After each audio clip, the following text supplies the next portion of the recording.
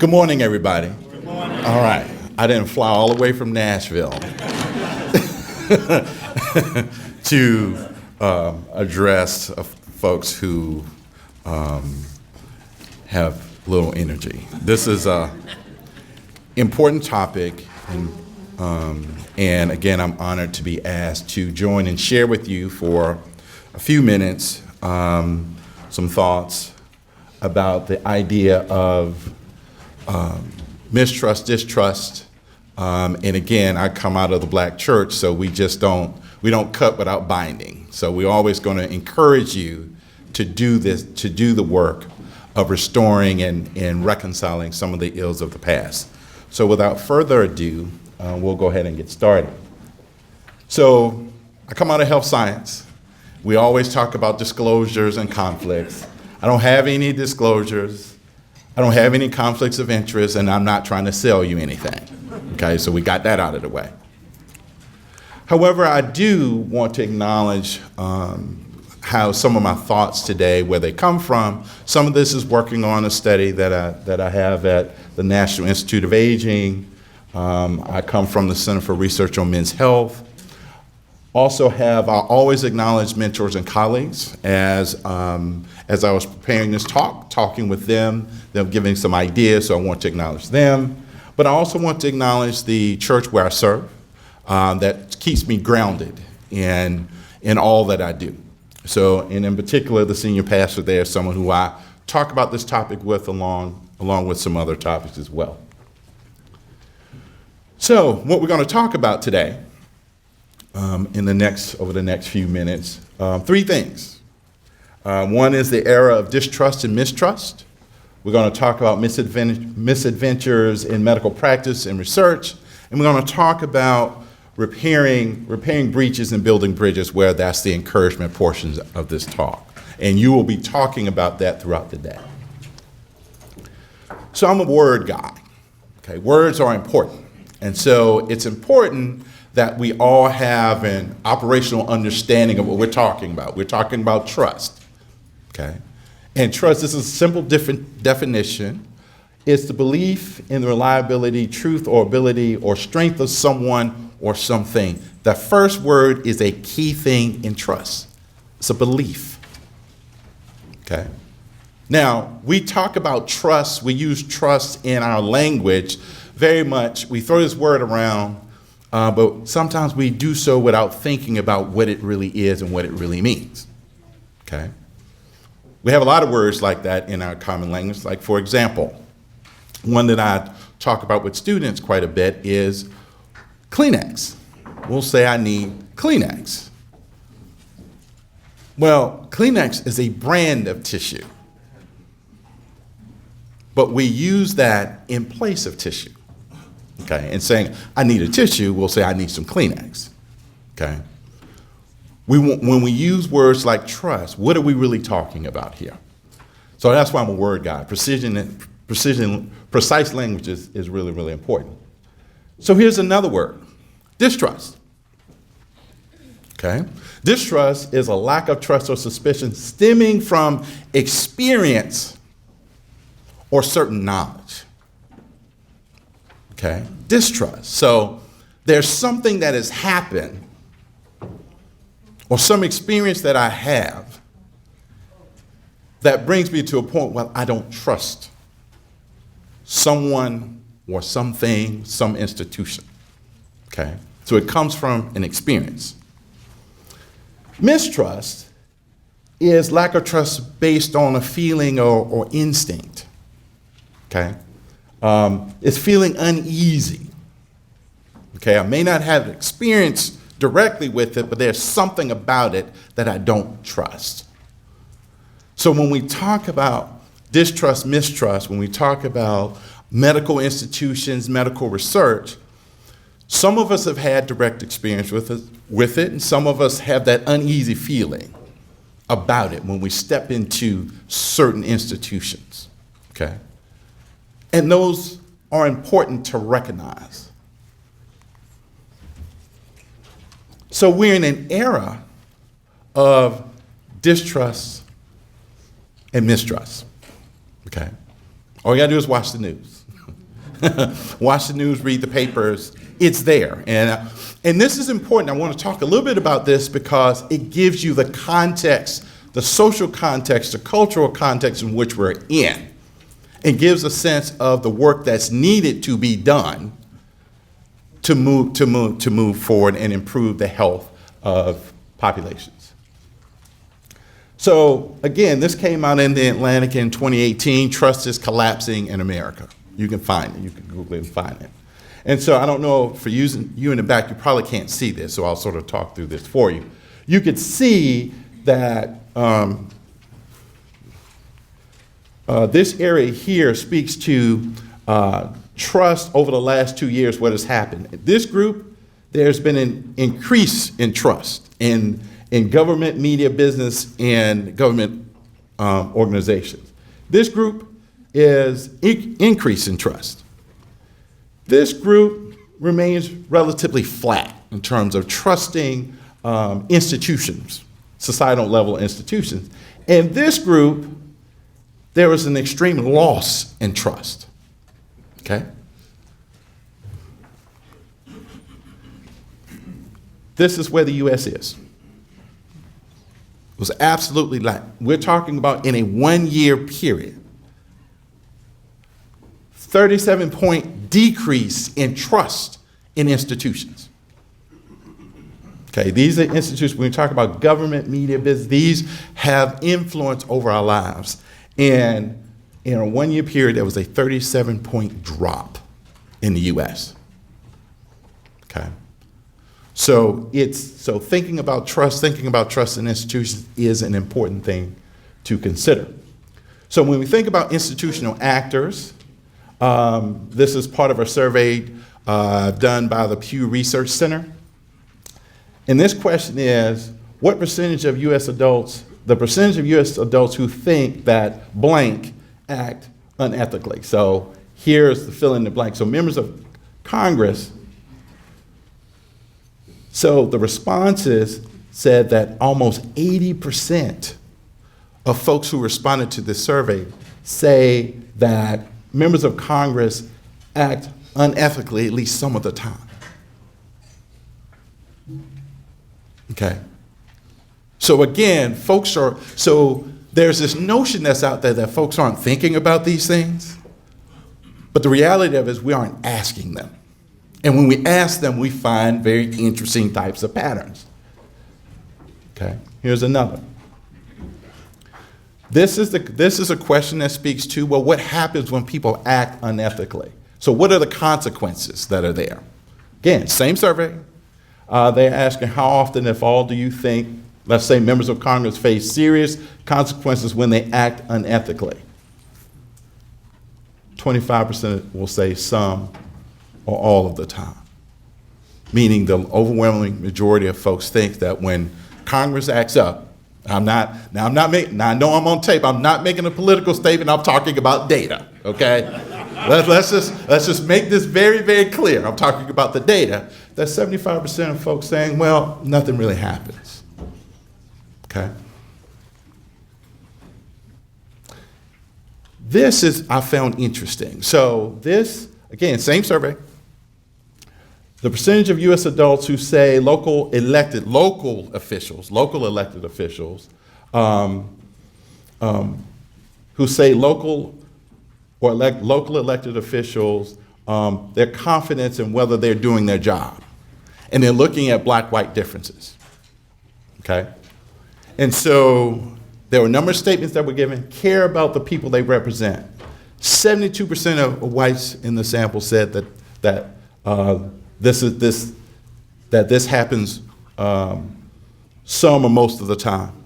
Blacks, 57%. Doing a good job promoting laws and policies that serve the public interest. Whites, 68% of them. Blacks, 52%. And when you look down this table, you'll see that whites trust local officials a lot more than African Americans do. Okay? Again, just providing some context here. So when we think about science, in particular medical science, we see that there's a fair amount of public trust here. So this question says the percentage of U.S. adults who say they have a great deal or fair amount of confidence in each of the following groups that act in the best interest of the public. We see that scientists, that's pretty high. Talking about anywhere from 76 to 86 among scientists, and for medical scientists, 84 to 87. So there's a great deal of public trust in scientists, okay? But when we think about misconduct among medical professionals, we see something quite different. There's a split that will say that misconduct among each group, let's look at medical doctors. Again, I'm looking at the data now. This is not Marino Bruce personally, this is just the data, all right? Because I got to go back to Vanderbilt, okay? You'll see that 50% of U.S. adults will say that misconduct among medical doctors is a moderately or very big problem, only 50%. So the nation is split. The same thing says among medical research scientists. So there's a divide. Some people think that misconduct is a problem, some don't, okay? So I'm going to skip this one and go to this one. Here we go. This is when we're breaking it down by racial and ethnic groups. So this is where, this is taking that same question about the percentage of folks who believe that research misconduct is a big or very big problem. Look at the difference. Blacks, 71%. 71% of African Americans who answered the survey said that research misconduct is a big problem. Whites, 43%.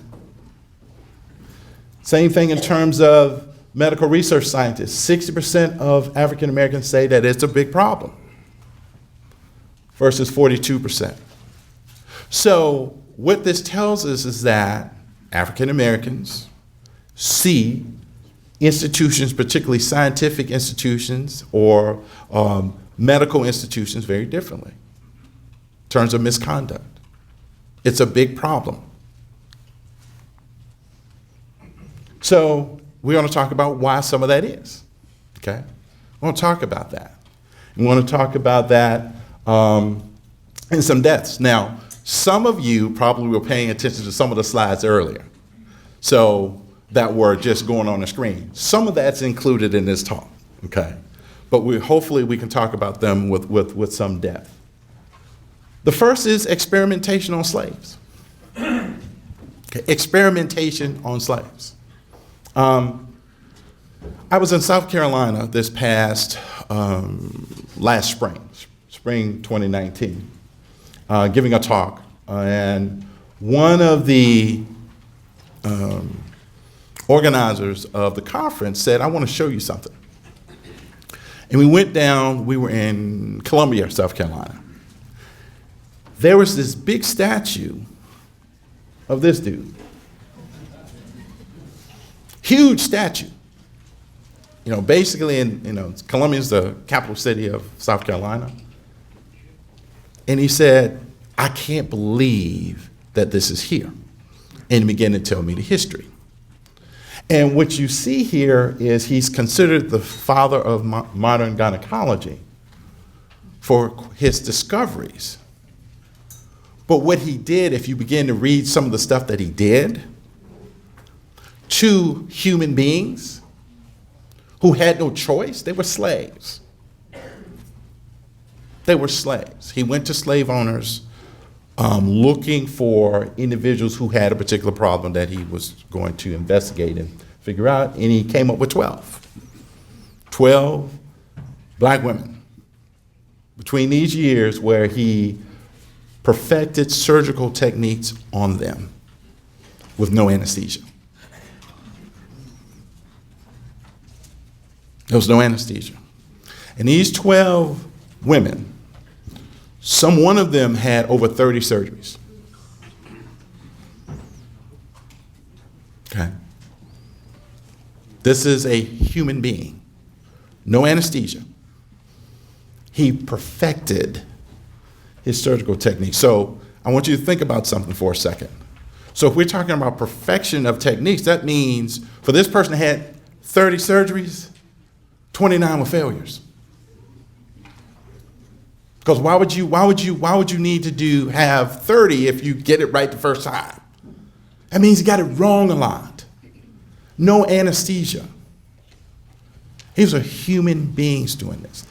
Yeah, this is an example of how what we classify as progress in the medical profession was made at the expense of a vulnerable population. This is part of the context. This is part of the historical context of medical research. When we talk about what the Nazis did in terms of human experimentation, this was going on.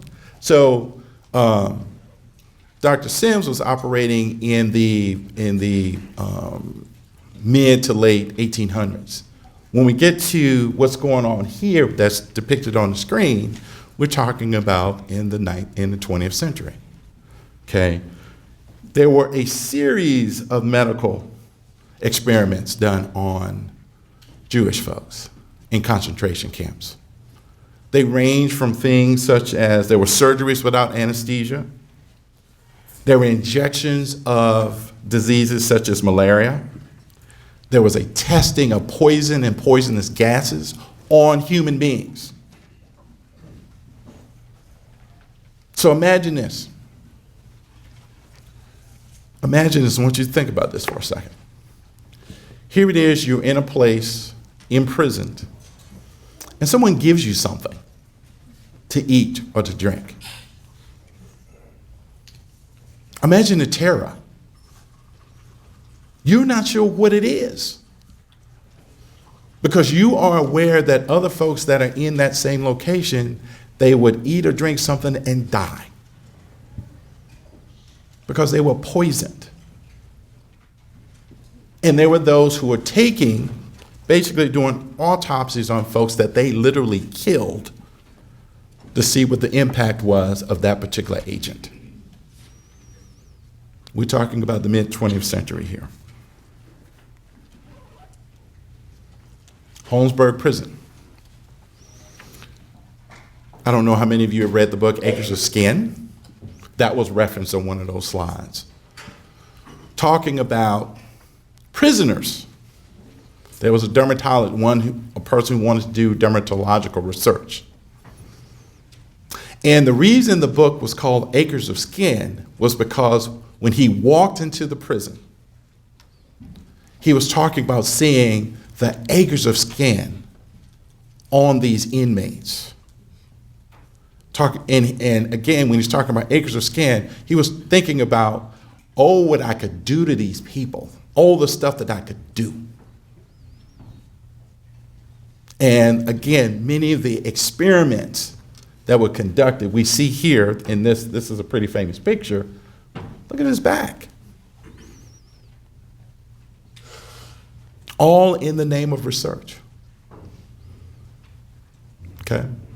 This was about research. This was about supposedly the good, but how are they treating a very vulnerable population?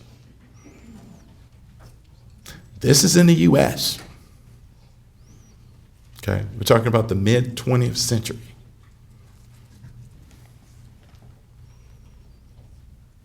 And then, of course, we have the U.S. Public Service syphilis study at Tuskegee.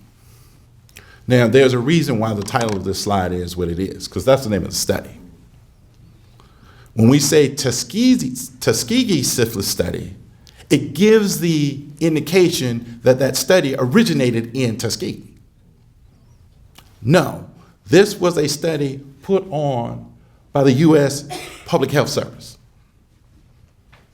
Let's be clear about where this came from, okay?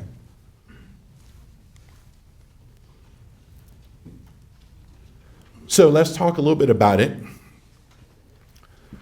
It was a prospective observational study. It was looking at approximately 400 sharecroppers with syphilis. Duration was from 1932 to 1972.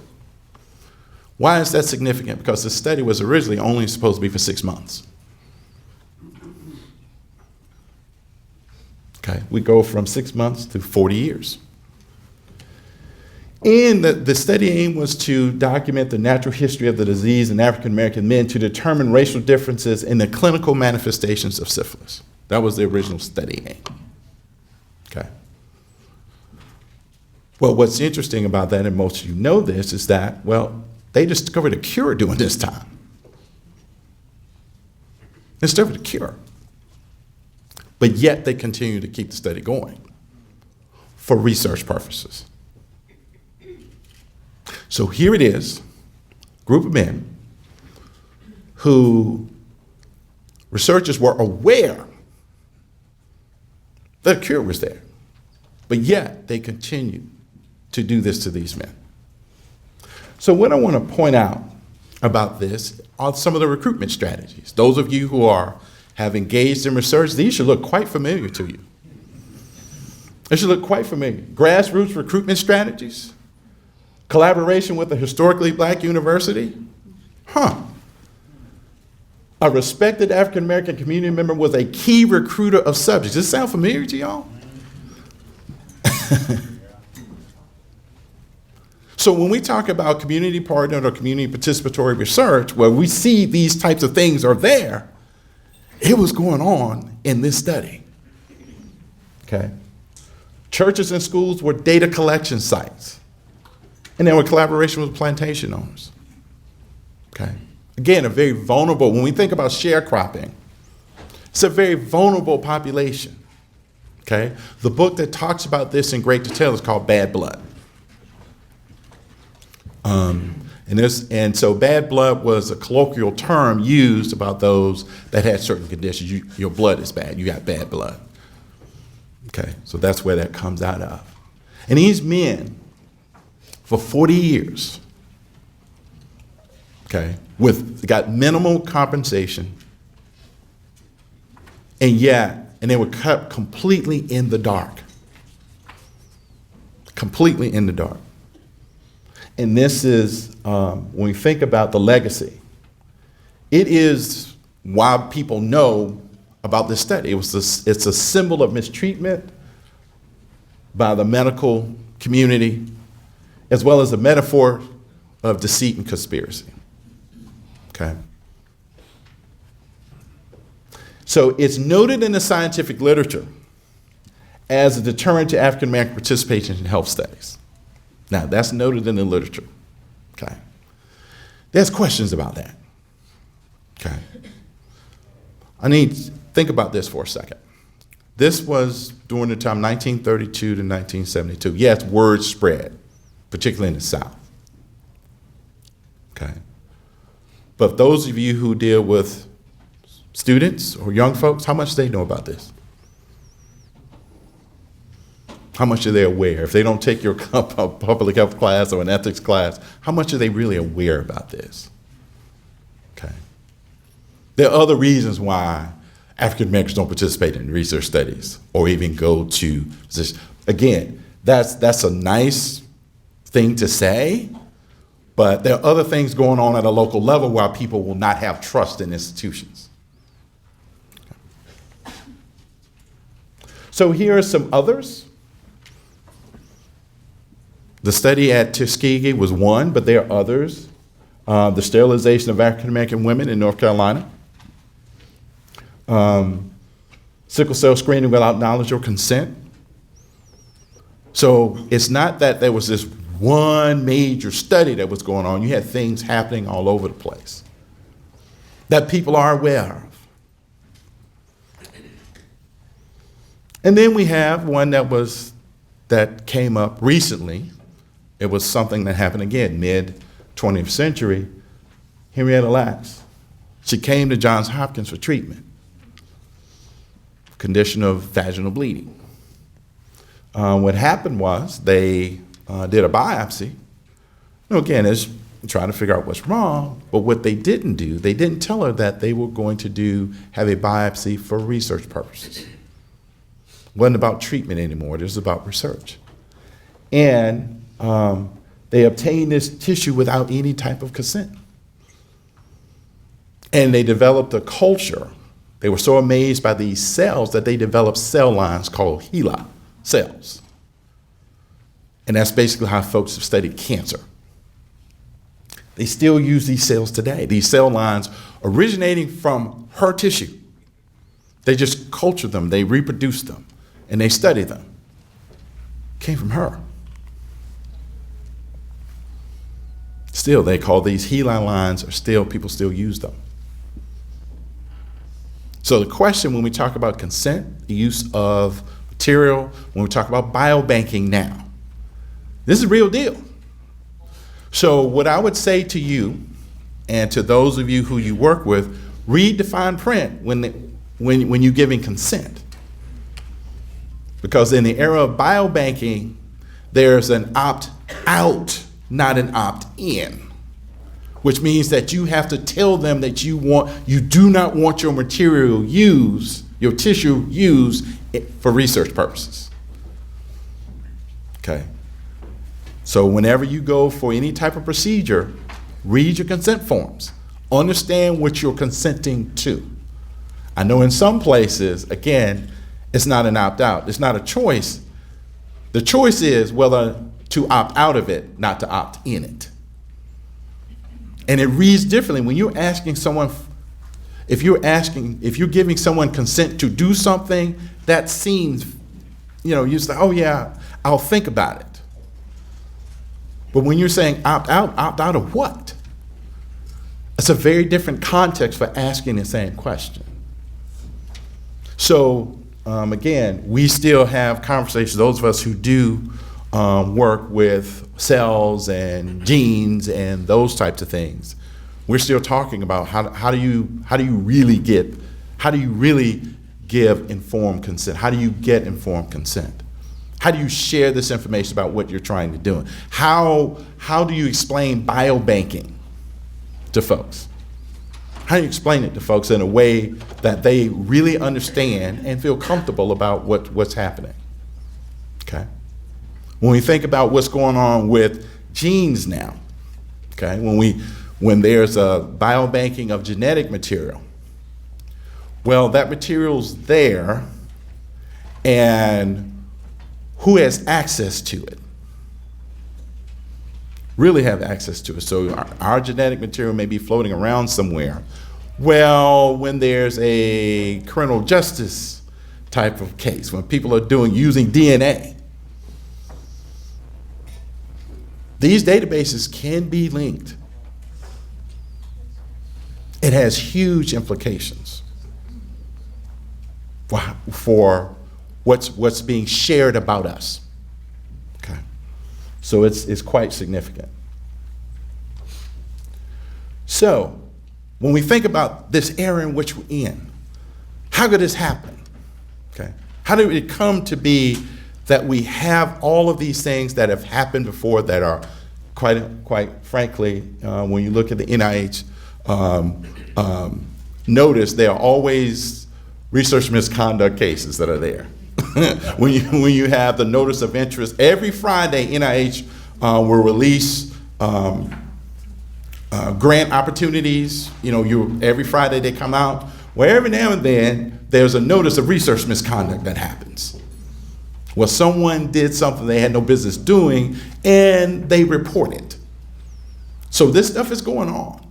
Okay, so it's not that people have just stopped doing it. It still happens. It may not happen on the grand scale that we're talking about today, but it happens. So how could this happen? Well, I put this up because this is a depiction of an African-American male being sold. He's being sold. Why is that significant? We have to understand that African Americans being introduced to this country, they were introduced as property. They were not seen as humans. They were seen as property. It's important that that's baked into this country. Okay, it's baked in. It's so much so that you had the 3/5 compromise, where African Americans were considered 3/5 of a human. That wasn't about the humanity of African Americans. That was about basically census counting and representation in Congress. That's what that was about. See, one of the things that if we look at history, you'll see that a lot of southern states were predominantly black states. So when we talk about majority black states and changing demographics and what have you, so Mississippi, I'll use Mississippi as an example. And again, I spent a lot of time in Mississippi. This is for the tape, okay? I'm not picking on Mississippi, but I know a fair amount about Mississippi history. At the turn of the 19th century, it was predominantly black. It was predominantly black. It was a predominantly African American state. Even with this, okay? That gives you a sense about the dynamics that are going on. But when folks question your humanity, imagine so if you don't think that they're human, then of course you can have folks who experiment do surgical experiments without anesthesia. That's not a human. This is baked into the structure in which we exist. It's baked into institutions, social, economic institutions. It's baked in. So, who knows who this is? Okay, good. When I ask young people, they don't know who he is. Okay, they don't know who he is. But this is what people have come to know who he was. How can you do that to a 13, 14-year-old boy? You can do that when you don't consider them human. Same thing here. These are images that people walked around and saw every day. If you're ever in Mississippi, go to the Civil Rights Museum. So if you're ever in Jackson, Mississippi, go to the Civil Rights Museum. They have this display where they have lists of all the folks who have been lynched. It's a pretty powerful display, and what the offenses were. You'd be amazed how many folks are on that list. But again, when you question folks' humanity, that's what can happen. And here's what we have today. So when you're at the back end of a gun and can be shot, that's the context. So when we think about the era in which we're in, we think about the history in which people of color, in particular African Americans, have been introduced to this country. Can't blame me for my trust issue.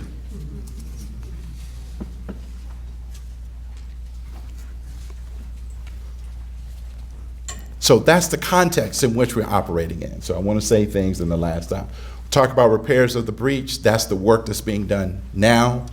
This august body has gathered. Stages of distrust. There it is, okay. Missed my arrow, got to see that. Okay, all right. Arrow's disappearing. Anyway, pay attention to the size of the dots here, okay?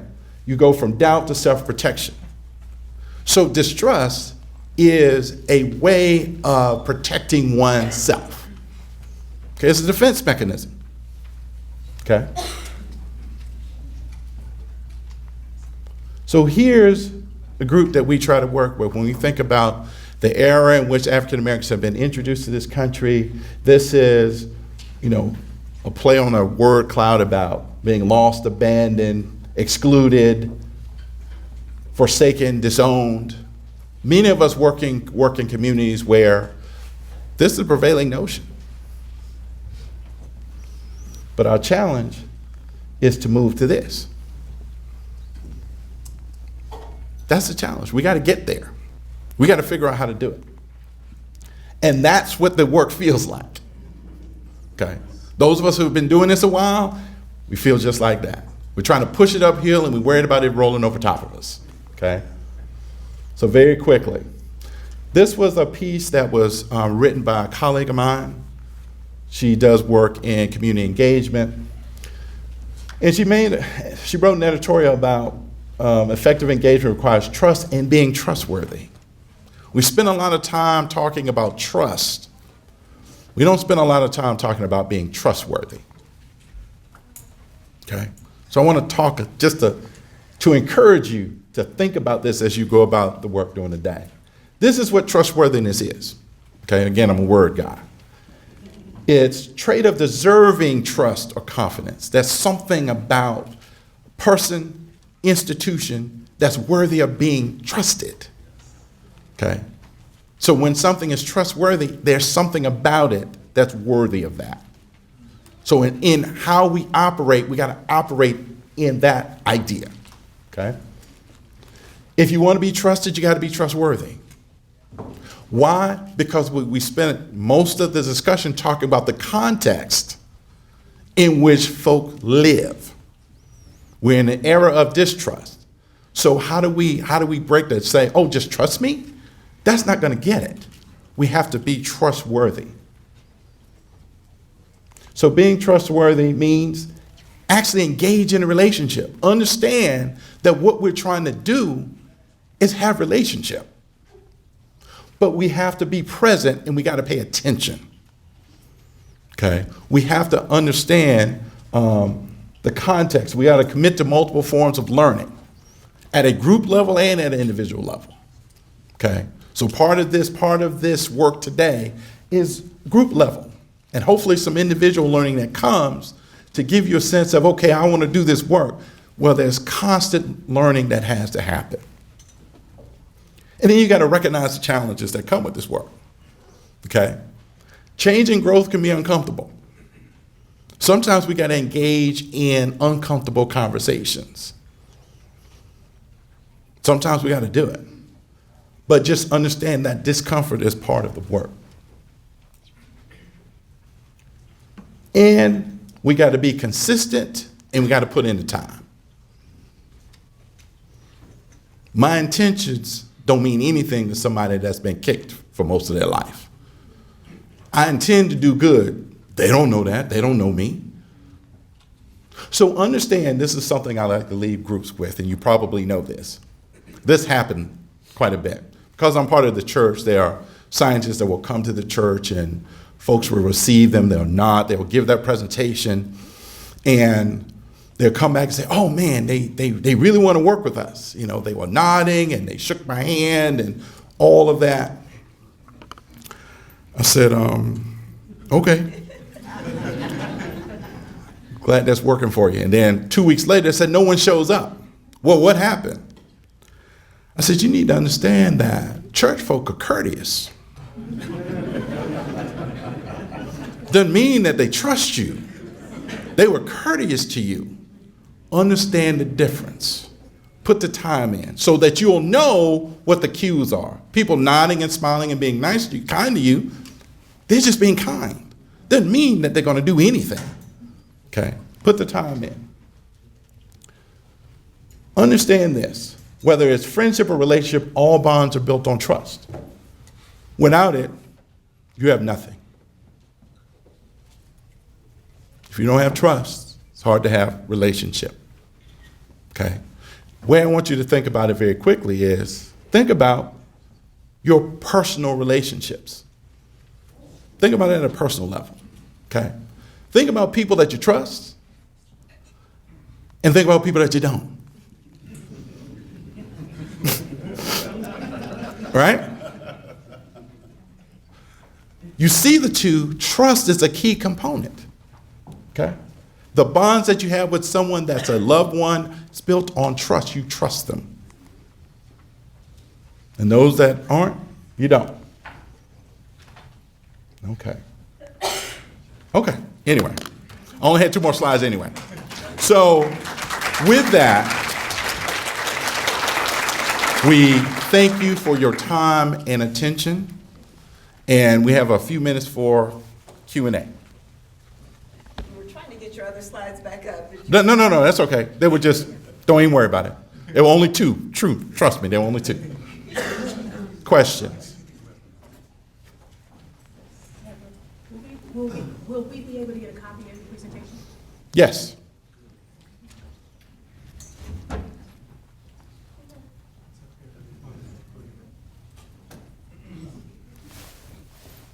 When you said that when young people don't know the history of what you just presented on, what do you think is the factor of why young black men don't get into research or some of our programming? What do you think the mistrust there is? There's such a generational gap. Well, one thing I'll say about generational gaps, I remember saying that when I was a lot younger. And so that's part of it, is that, again, when you're coming into your own, you think, you see the world differently. The problem in an era of distrust is that we distrust educational institutions as well. And so part of the challenge is for those of us in the communities to help educate and help educate the next generation about their role in their history, helping them see themselves in their history. Part of it today with African American males, it's hard for them to see themselves as part of anything, other than what you see plastered on the news, what you see in popular culture, and a lot of that's not good. Okay, now that's been an age-old thing that's been happening. Okay, but part of it, what we have to do is help the next generation understand some of the things that they're witnessing, having those uncomfortable conversations about the world that we live in, the context in which we live in, but also encouraging them that they can do something, that there's also history of resistance and collective behavior to change it.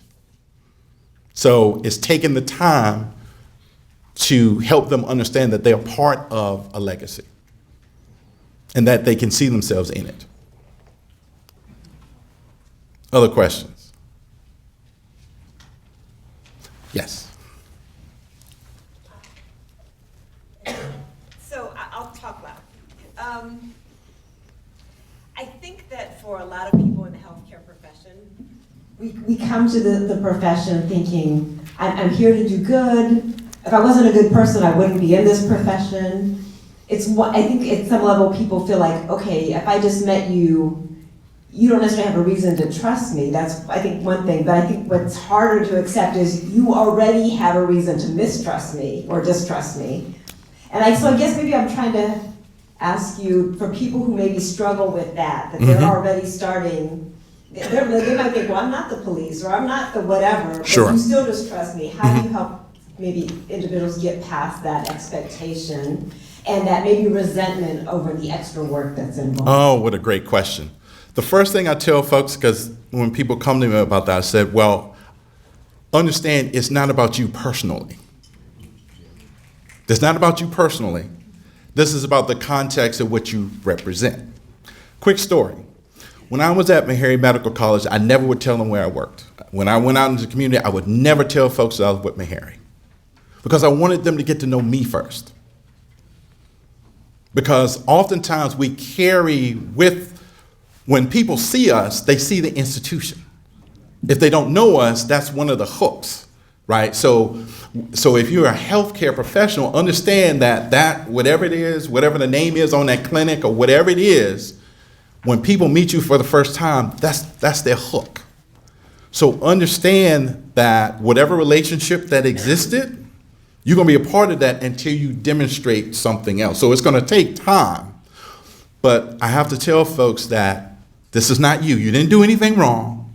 But understand that you're part of a context that precedes you and help them understand that. And then give them, try to give them tips and encouragement to say, okay, if you know this about folks, then how does that change how you go about what you do, right? So understanding in a clinical environment, you only have so much time. But that may be what I've had to tell folks is, what's your reception area like? How are people treated when they walk through the door?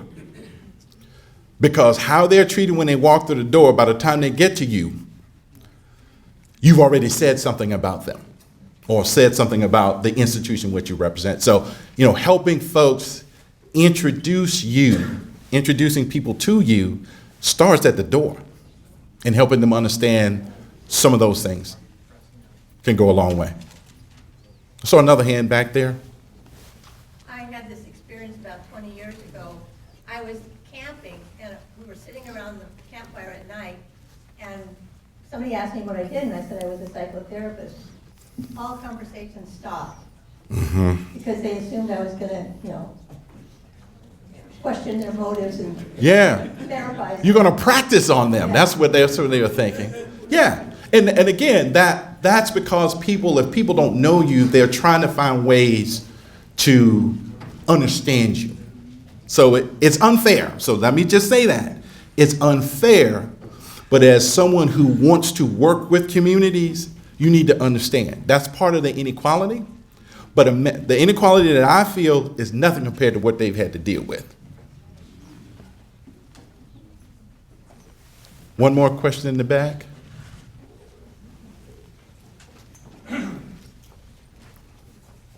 Thank you. So it's basically just a comment. So I think that it's each one teach one, and I don't think it necessarily has to come from the African American community. I grew up in an environment where you mentioned earlier that you have to go through experience, or you don't have to necessarily go through the experience to create mistrust. I was raised in a community where I believed what everybody else believed in. And so if the color of your skin was black, white, anything other than Chicano, it was like you were wrong. Or if you were gay, you were this, you were that, it was wrong. And until I think that I was able to take the blinders off, then I started to grow as a human being with the help of other people also. So I think it's really important that we all in this room kind of help each other and kind of get the word out that it's not, we're all humans. It's not based on the color of somebody's skin or their sexuality, but as the core of what somebody is. That's all I want to say. Yeah, I mean, I think your point is that we are humans and we need to go from that as a starting point, but also understand that the environment and context which we in is operating, is telling us stuff. And so, yeah, we have to operate on an individual level, but we also have to be aware at the processes that, we're in charge of processes, we got to examine it. We got to examine it. If we're part of institutions, we got to be aware of it. Because again, there are a lot of things that are baked in that folks feel and sense that a newcomer might not. But it's incumbent upon all of us who want to work with communities to get in touch with that. We're coming in their world. And we have to also understand when they come in ours, that same uneasiness that I might feel the first time I stepped in this building is the same unease they feel when they come to see me in a clinic. Same thing, right? But folks here welcomed me. They came and they introduced themselves to me. Folks smiled. Well, if that's going on in whatever other type of environment, people will begin to feel comfortable. They'll begin to share. We all humans. We respond to the same type of stuff. We all want to be heard. We want to be seen. We want to be respected. So if we go from those basic things, we can go a long way. However, we have to understand that it can't stop there. It has to go beyond to what processes we have operating. It goes to what institutions that we're part of as well.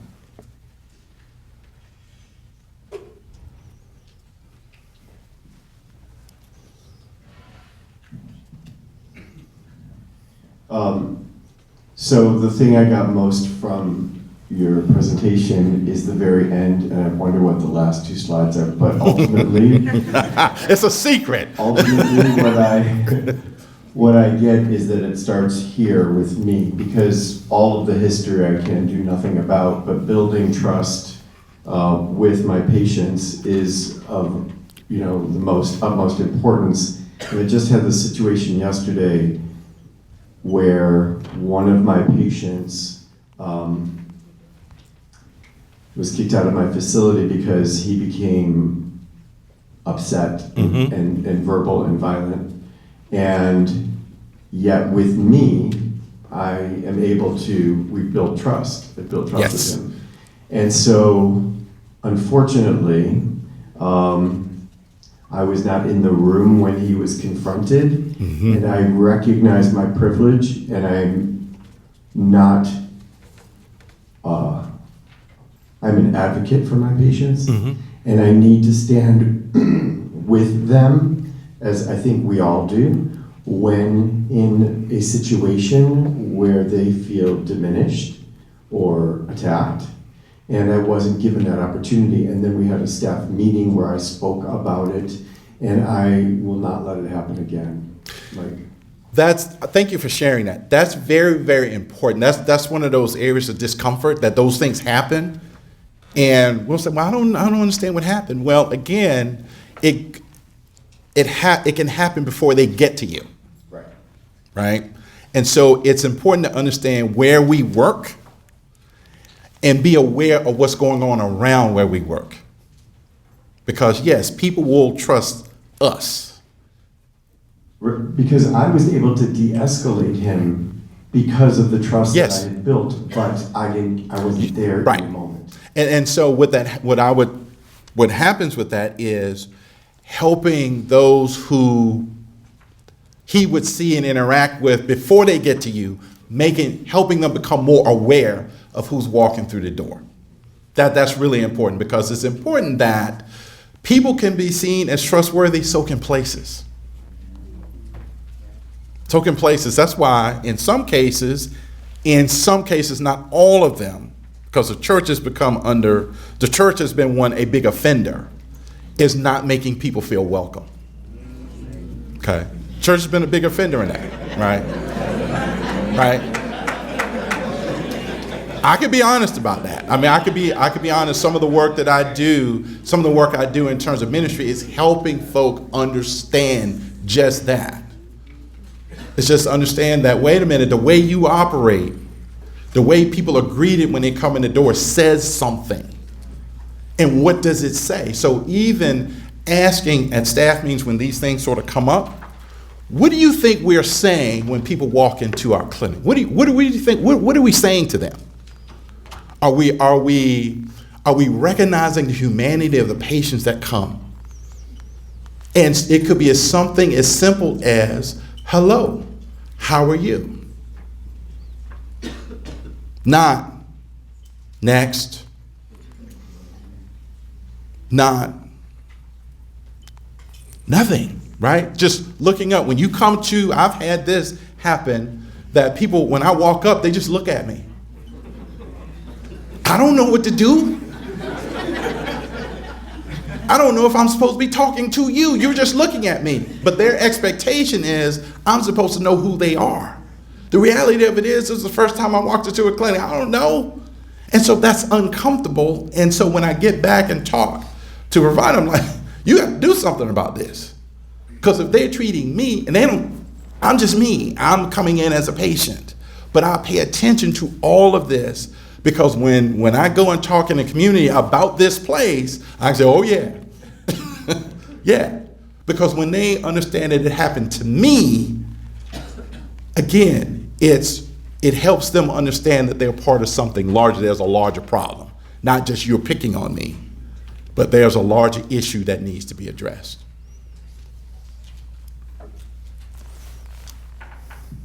Yes, sir.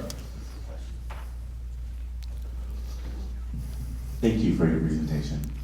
My question is, how do you honor the history of mistrust within the Black community beyond hiring other Blacks and putting them in front of their own communities? Love it.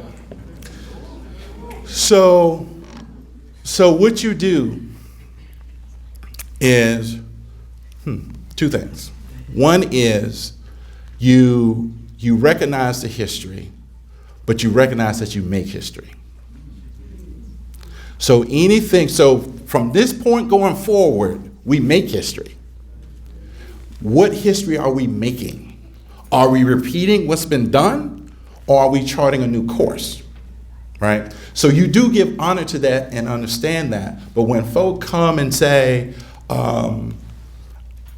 and that happens even in hiring decisions. Why are we actually hiring folks?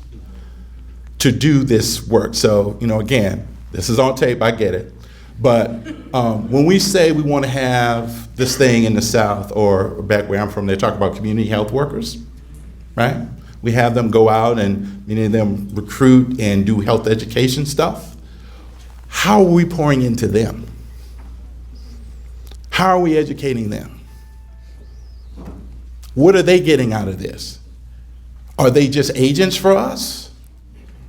Or do they understand what it is they're trying to say and pouring into them? Because if you pour into them, then they're going to share other things about whatever it is you're trying to push. So I'll say this. Folks know about community-based participatory research, right? One thing that's not ever, that I've often asked, I got in trouble for about the participatory part. What do people really get out of it? I know what the researchers get out of it, but what do people who participate get out of it? What do people who are part of the studies, what do they get out of it? Because as an investigator, and I do my own science, well, I can write a paper and I can go get a grant, okay? I can get something out of this work. But what do people who work with me get out of it? How am I pouring into them? We have to begin to understand that this work, in terms of population health improvement, whatever angle that we are, it requires all of us. It requires all of us to be seen in our full humanity. And we're addressing more than just, well, this is just a paycheck. No, we have to enrich. That's the only way that we're really going to change this stuff.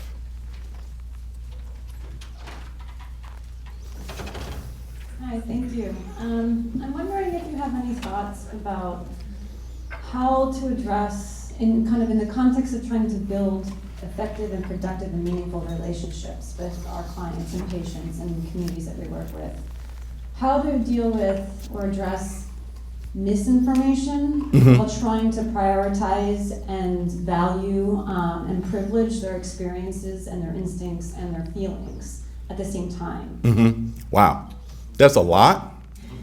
No, that's a lot. However, one of the challenges is finding the time and the place to actually have those conversations. A lot of times I have this thing when I'm trying to bring researchers to the community. I talk about a meeting of the minds. And so what is it that I'm trying to accomplish? What is it that you're trying to accomplish? And I put it all out on the table. It starts there. Because the misinformation comes from when we aren't, I'm not saying you, I'm just saying we aren't really transparent. What is it that we really want to do here, right? If it's a grant, if it's a grant and I'm working on a grant, I got to tell them what this is about. I can't dance around and say, well, this would be good for the community. How? I got to be clear about that. And if it's long term, I got to be clear about that. So that folk, they've heard from me what I said, and so that way they can challenge any other interpretation that's out there. And I can share it with them. Being transparent is really, really important, but taking the time to be that's the starting place. We start with, can I talk to you? Can I be honest with you? Even if it's uncomfortable for me. And as one who invite people into our world, the onus is on us. And a lot of this trust building work, it was always on the community. They just don't trust us. Well, we just spent an hour talking about why they don't. So if we're going to continue to invite folk in, we got to take that into consideration and operate differently. Sometimes we got to show them that they can trust us and operate in that.